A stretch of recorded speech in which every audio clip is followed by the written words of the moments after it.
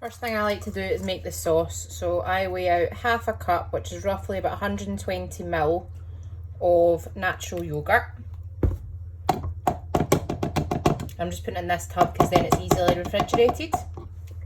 I'm then going to put in 4 tablespoons of tomato sauce.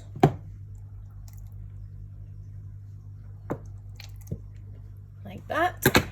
Then 2 or 3 teaspoons. Now 3 teaspoons is a tablespoon, but I'd say try 2. Give it a mix up and then see what you think. I know I quite like mine with 3, but that's why I'm measuring it out in teaspoons. So try 2, mix it up, and then we can go from there. However, I also need you to add a generous pinch of Maldon salt and then give it a stir. And that's your pink pakora sauce. That's easy. Look at it. Then next, I want you to get your chicken, and if you've got nice big kitchen scissors, I'm using the Pampered Chef ones. I don't honestly, I couldn't look back with these ones. I use them to cut all my chicken or thick meat. However, if you're just going to go with the traditional chopping board and a knife, just chop your pakoras into sizes that you know you want to eat and just cut off any kind of like sinew like that.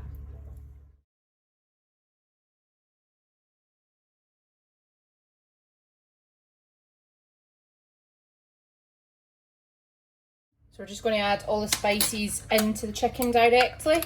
So a tablespoon of your garlic puree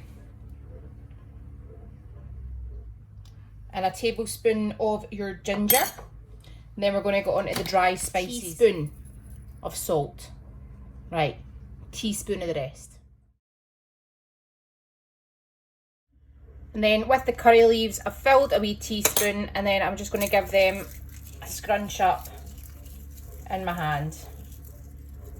Doesn't need to be perfect, don't need to be totally scrunched, just like that will do. And then we're going to give that a stir.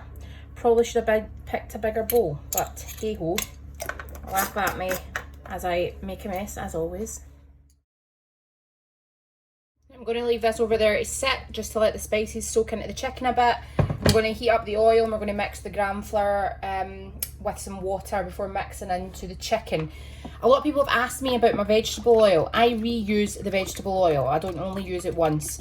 So you'll see the colour's a bit darker, but I strain it through a fine mesh sieve, through a funnel, and then I put it back in. Weigh out your 100 grams of gram flour.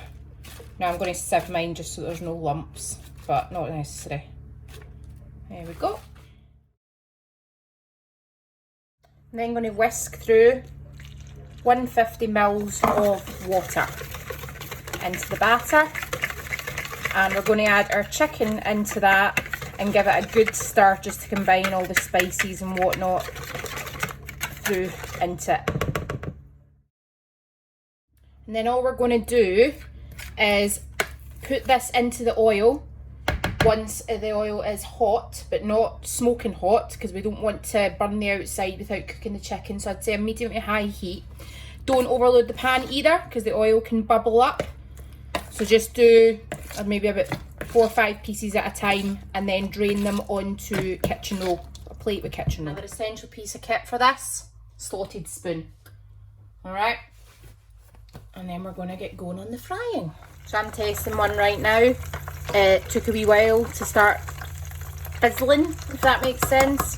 Obviously it makes sense. I'm not sure if it's a Scottish word or not, but you need the oil to be hot because it really needs to start doing this straight away, otherwise the batter won't be crispy. So that's an issue a lot of people have. If your oil's not hot enough, your batter will not be crispy, it'll just be like soggy. Here we go with the proper batch now, and beware of oil spurting, please. And that's what we're looking for. So I'm putting 2, 3, 4 and 5 into the pot, because you'll see it starts bubbling. You don't want any more than that. You don't want the oil temperature reducing as well, which is what happens when you overload the pot, just because as well it won't make it crispy. Once they've been in probably about 4 or 5 minutes, I'm just going to take them out. Crispy, golden, gorgeous. and then just keep going.